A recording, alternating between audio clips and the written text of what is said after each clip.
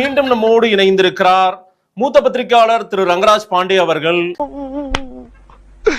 இன்னைக்கு என்னெல்லாம் பண்ண போறாரோ. மணிப்பூருக்கு போனீங்களா, இங்க வந்தீங்களேன்னு கேட்டார் இல்லையா சிஎம். ஆமா இல்லையா? அப்ப கள்ளக்குறிச்சிக்கு போனாரா சிஎம்? இங்க போனாரு.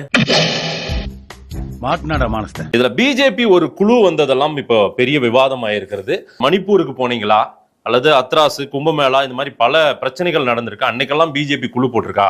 ஏதோ தமிழ்நாட்டு மேல அக்கறை இருக்க மாதிரி இன்னைக்கு ஒரு குழு போட்டு இங்க வந்திருக்கீங்களே. நீங்க சார் இவ்வளவு டார்ச்சர் பண்றீங்க. பல நன்மைகள் வந்து சேரும் தம்பி. கள்ளக்குறிச்சியில 66, இதோட கூட அதிகம். அது வந்து விஷச்சாராய கள்ளச்சாராய வழக்குல அரசின் பிழை. அதுக்கு எவ்வளவு பெரிய விஷயம். நீங்க இவ்வளவு நல்லவரா?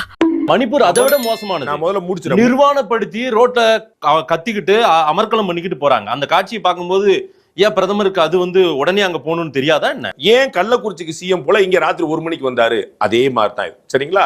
ஐயோ, எந்த ட்ரெண்ட்ல பேசினாலும் எந்த ரூட்ல போனாலும் விடவே மாட்டேங்கிறானே. நான் என்ன அதான் சார், மணிப்பூருக்கு போயிருக்கணும்ல. இப்படி ஒரு குழு ஹேமமாலினி மேடம் அவங்க தலைமையில இங்க அனுப்பின மாதிரி அங்க போயிருக்கலாம். கள்ளக்குறிச்சிக்கு சிஎம் போயிருக்கணுங்கிற மாதிரியே மணிப்பூருக்கு பிஎம் போயிருக்கணும். நீ ரொம்ப ஓவரா போயிட்டு இருக்க. ரொம்ப ஓவரா போயிட்டு இருக்க. என் பொறுமைக்கு ஒரு அளவு இருக்கு. உன்னை இறக்கப்பட்டு விட்டுக்கிட்டு இருக்கடா. என்ன இல்ல சார், நம்ம பதிலுக்கு பதில் பேச வேண்டாம் சார். உங்கள் சௌரியத்தை நான் பேச முடியாதுங்க. ஏன் பதில நீங்க தீர்மானிப்பீங்களா? எப்படி பேசினாலும் கேட்டு போறானே. ஆண்டை பெட்டின் பொருள மாதேஷ் வந்து தனியா பேசிக்கிட்டு இருக்காங்க. சிஎம் என்ன கேக்குறாரு? பதிலுக்கு பதில் பேசுவார். நீங்க எப்படி சொல்றீங்க?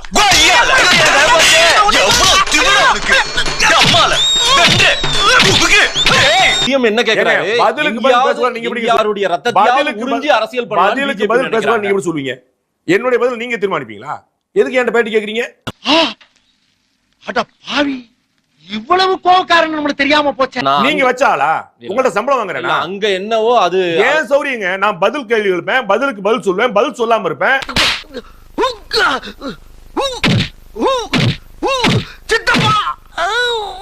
பதிலடி கொடுப்பேன். இல்ல பாண்டே சார், பதில கடந்து போவேன். உங்க கருத்தை தான் நான் பதிவு. நீங்க நினைச்சீங்க நீங்க எல்லாம் மைக் நிட்டும்போது பேசணுமா? அவசரப்பட்டேடா, சிங்கப்பட்டேடா. உனக்கு இதெல்லாம் சாதாரண விஷயம்டா. சொன்னா உங்களுக்கு ஏன் திமுகவுடைய உதாரணமோ திருமாவளவன் உதாரணம் சொன்னா உங்களுக்கு ஏன் பயம் வருது? எனக்கு பயம் இல்ல சார். அப்புறம் ஏன் பதறீங்க? ஏன் பதற? அப்படிப்பட்ட கொள்கை எதிர்க்கு இவ்வளவு வேகமா குழு வேகமா வருது. ரிப்போர்ட்டை வந்து தமிழக அரசுக்கு எதிராக இந்த ரிப்போர்ட்டை சிஎம்கே அனுப்புறாங்க. அதை அனுப்பிட்டு உங்க குறைகள் எல்லாம் இதெல்லாம் இருக்கு, சரிப்படுத்திக்கோங்க கொடுத்திருக்காங்க. சரி, ரொம்ப வருத்தப்படாதீங்க. வேணா 2 கட்சிக்கு வாங்கி தரேன், தொடச்சுக்கோங்க. பொலிட்டிக்கலா செய்யறாங்க. ஆமான்ற அதுக்கு எந்த அதிகாரம் கிடையாது. நான் முதல் வரி சொல்றேன், மத்தவர் பேசுறேன். உங்களுக்கு புரியுங்களா? நான் கேக்குறேன், ஒரு விசாரணை ஆணையம் தமிழக அரசு அறிவிச்சதுல நீங்க காட்டுங்க அவங்களுடைய வரையறை என்னன்னு. நீங்க எனக்கு இப்ப சொல்லணும். என்கிட்ட கேட்டா எனக்கு என்ன தெரியும்? நீ கேட்ட நான் சொல்லணுமா? இப்பதான் சார் ரிப்போர்ட் ரெடி பண்ணிட்டு இருக்காங்க. எப்படி சார் போயிட்டு வந்தீங்க? உங்க வரையறை என்ன தெரியும்? உங்களுக்கு என்ன வேலைன்னே சொல்லல. நீங்க வேலையை முடிச்சு வந்துருவீங்களா? மோசமான மனநிலையில இருக்காங்க அப்படிங்கிறது நமக்கு புரிஞ்சுது. நீங்க சப் எடிட்டரா, ரிப்போர்ட்டரா, கேமராமேனா, எடிட்டரா சொல்லவே இல்ல. நீங்க போய் வேலையை முடிச்சு வந்துட்டீங்க. போய் பேட்டி கொடுத்து வந்துட்டீங்க. என்ன பண்ணீங்க? நீங்க பேசுறது கொஞ்சமாச்சும் நியாயமா இருந்தா சப்போர்ட் பண்ணிருக்கலாம். அது எப்படின்னு தெரியல. இவங்க பேசுறதெல்லாம் இவங்களுக்கு நியாயமா இருக்கு, நமக்கு அநியாயமா இருக்கு. வயிறு சொல்றேன், நீங்களா நல்லாவே இருக்க மாட்டீங்க. முதலமைச்சர் கருத்து சொல்லிட்டாரு. அமுதா ஐஏஎஸ் உட்பட மொத்த டிஜிபி அத்தனை கருத்து சொல்லிட்டாங்க. விசாரணை இப்ப நாங்க என்ன விசாரணை பண்ணோம்? நாங்க நம்பணுமா? அந்த மாதிரிலாம் எதுவும் பண்ண மாட்டோம். ஒரு மனசாட்சி இருக்கும். எல்லாரும் கருத்து சொல்லிட்டீங்க. முதலமைச்சருக்கு மீறி ஒரு கருத்து வந்துருமா? விசாரணை ஆணைய தலைவரோட கருத்து மீறி ஒண்ணு வந்துருமா?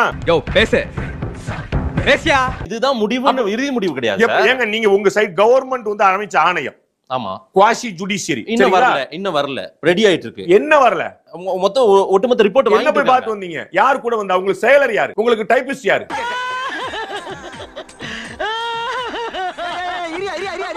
வரையறைய தீர்மானிக்காம நீங்க எப்படி போனீங்க? அதுக்குள்ள போய் என்ன பாத்தீங்க? யார் சரி கேட்டீங்களா? யார் நோட்டிஃபை பண்ணா? யார் எல்லாத்தையும் குறிச்சுக்கிட்டா? உங்களுக்கு கிளர்க் கொடுத்துருக்காங்களா? உங்களுக்கு டைபிஸ்ட் கொடுத்துருக்காங்களா? உங்களுக்கு பிஏ கொடுத்துருக்காங்களா? இவளுக்கு பேட்டியை முடிக்கிறக்குள்ள என் வேட்டியை உரி உள்ள இருக்க போட்டி எடுத்தாலும் எடுப்பாங்க இருக்கு. கொஞ்சம் சீக்கிரம் முடிச்சு விடுங்கம்மா. அம்மா கரையில கொஞ்சம் வேலை இருக்கு. அது செக்ரட்டரி கொடுத்துருக்காங்களா? விசாரணை ஆணையத்துக்கு செக்ரட்டரி கொடுத்துருக்காங்களா? விசாரணை டீம் கொடுத்தாங்களா? விசாரணை எங்க உட்கார்ந்து விசாரிக்கணும்னு சொல்லிருக்காங்களா? நாங்க அங்க வரணுமா? நீங்க எங்க வரணுமா? கரும பிடிச்சமா அத கூட்டு போ. அங்க அத்தனை அதிகாரிகள் புடைசூழதான அம்மா அருணா ஜெகதீசன் அவர்கள் போனாங்க. அவங்க எல்லாம் கவர்மெண்ட் ஆபீசர் சார். பயப்படாத பயந்து சாகாத. Government is a party here. Government is not the judgment. அவங்க ஜட்ஜ் கிடையாது. Bureaucracy sir. அவங்க எல்லாம் அவங்க தான் பார்ட்டியே. எவ்வளவு பெரிய ரவுடி கிட்ட மாட்டிக்கிட்டேன். நான் ஒரிஜினல் தாதா இல்ல, டம்மி தாதான்னு தெரிஞ்சா என் தலைய ஒரே வாங்கிடுவாருங்களே. இந்த ஊர்ல தான் எஃப்ஐஆர் கம்ப்ளைண்ட் யார் கொடுத்திருக்கா தெரியுமா உங்களுக்கு? இந்த கேஸ் 41 இறந்த கம்ப்ளைண்ட் யார் தெரியுமா? Police inspector. ஏதோ தொடர்பு இருக்குமோ என்ற சந்தேகம் எல்லோருக்கும் ஏற்பட்டிருக்கிறது. நான் கேக்குறேன், போலீஸ் இன்ஸ்பெக்டர் வந்து கம்ப்ளைண்ட் பண்ணிட்டு அவர் எப்படி ஐஓவா மாறுவார்? ஐயோ மகனே, அத பத்தி யோசிக்கவே இல்லையே. சார் நான் ஏற்கனவே சொன்ன அவருடைய கள்ளக்குறிச்சி சம்பவத்துக்கு என்ன நடந்துச்சு அது பேச முடியுதா? கண்டிப்பா பேசுவோம். திரும்ப என்னைக்கு பேசிருக்கீங்க? இருந்து கள்ளக்குறிச்சி பக்கத்துல தானே கரூர் எட்டி இருக்குல்ல, கரூருக்கு உடனே விரைகிறாரு. ஏன் கள்ளக்குறிச்சிக்கு வரல? திருமாவளவன் வந்து மது ஒழிப்பு மாநாடு என்ன பண்ணாரு? என்ன ஆரம்பிச்சாரு? என்ன பண்ணாரு? இப்ப இப்ப இப்ப நீ என்ன பண்ண போற? இப்ப அத பேசிருக்கீங்களா நீங்க? ஒன்றிய அரசு முடிவு எடுக்கணும். ஏங்க பீகார்ல வந்து மது ஒழிப்பு இருக்கு, குஜராத்ல மொழி ஒழிப்பு இருக்கு, நீங்க ஏங்க பண்ண மாட்டீங்க? இங்க பாருங்க, தொழிலை பத்தி பேசாதீங்க, நான் உங்க தொழிலை பத்தி பேசுறேனா? ஒன்றிய அரசு பண்ணணும். பீகார்ல ஜாதி கணக்கெடுப்பு பண்ணிட்டாங்க, கர்நாடகால ஜாதி கணக்கு பண்ணிட்டாங்க, தெலுங்கானா நீங்க ஏங்க பண்ணல? ஒன்றிய அரசு பண்ணணும். பாக்குறவங்க இதா என்னங்க நினைப்பாங்க உங்களை? நீங்க நினைக்கலாம் ஏதோ ஏதோ கோமாளி மாதிரி ஏதோ என்னவோ பண்ணிட்டு இருக்கானம்மா அப்படின்னு, ஜோக்கர் மாதிரி அப்படின்னு. உண்மையிலே ஜோக்கர் தான். குலவாங்க ரெஸ்பான்சிபிலிட்டி தவிச்சு போவீங்க. இல்ல சார், திருமாவளவனுக்கோ திமுகவுக்கோ ஸ்மெல் பண்ணாம இந்த விஷயத்தை பிஜேபி வந்து டேக் ஓவர். திருமாவளவன் தன்னுடைய விசுவாசத்தை காட்டுகிறார். விசுவாசம் இதுல காங்கிரஸ் கட்சி போனாலும் போயிரும், மதிமுக போனாலும் போயிரும், நான் உங்க கூட இருப்பேனே, கூட சீட் கொடு. இவ்வளவு கேவலமா நடந்துப்பேன்னு நான் நினைக்கல. உன் மேல ரொம்ப மரியாதை வச்சிருந்தேன். திருமாவளவன் இன்னொரு சந்தேகத்தையும் சொல்றாரு, விஜய் சுற்றி இருப்பவர்கள் எல்லோருமே எல்லாம் பிஜேபி. திருமாவளவன் கேக்குறாரு டிவிகே உட டிஎம்கே அண்டர்லைன் போட்டிருக்கானே, அதையே கேட்க மாட்டேன்றீங்க? அண்டர் கிரவுண்ட் டீலிங்னு கேக்குறாரு, அதையே கேட்க மாட்டீங்க?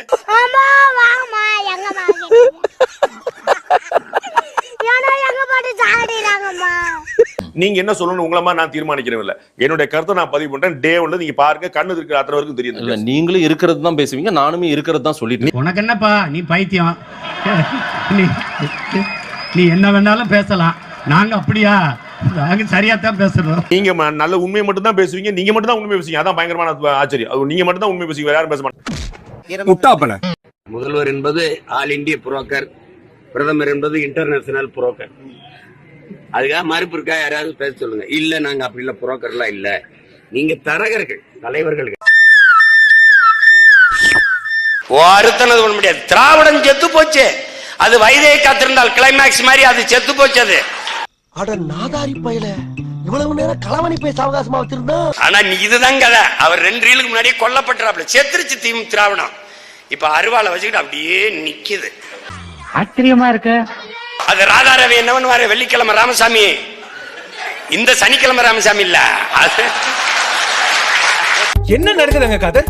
காதர் என்ன நடக்குதுங்க? இதுவா ஒரு காத்து விகுன்னு அடிக்கும்போது அப்படியே சத்துன்னு இப்ப சாத்தி வச்சிருக்காங்க. ஒரு நாள் சத்துன்னு முன்னாடி விழும்ப. நீ வேணா பாரு. நாங்க தப்பு தட்டி கேக்குறவங்க இல்ல, தப்பு பண்றவங்க.